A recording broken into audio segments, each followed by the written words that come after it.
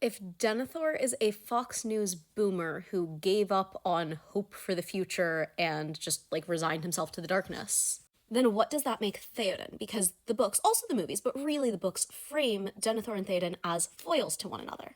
It's not just in their leadership styles, with Denethor choosing to hide behind walls and command from inside the fortress, whereas Theoden is out in the front riding with his men, leading them into battle, or in the way they interact with the world changes over the course of their stories. Like, we all know the moment where Theoden reclaims his personality and, in a sense, his youth, and decides that, yes, he is going to be a leader of his men once more.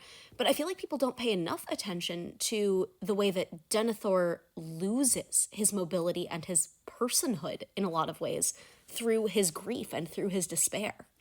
Like, there's a moment where he literally exchanges his sword for a cane because he can no longer physically lead his people.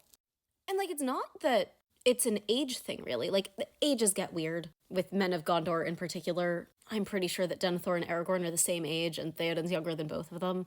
And I think it's less about leadership styles than I think it is personality, and the extent to which they succumbed to the darkness. Because Theoden falls in so deep that there's absolutely no world in which he could ever claw himself out. Whereas Theoden looks to the future generations as a source of hope.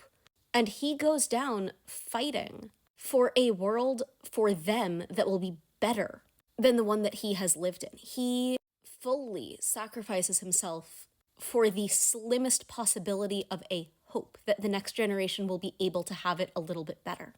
And I think what it really comes down to is the way that the two of them end up viewing the future. In particular, once they've lost their heir on whom they pinned all their hopes. Because I feel like people overlook that about Theoden also, is that he has just lost his son when the Fellowship arrives at his hall. And he spends a while being all doom and gloom despair about it.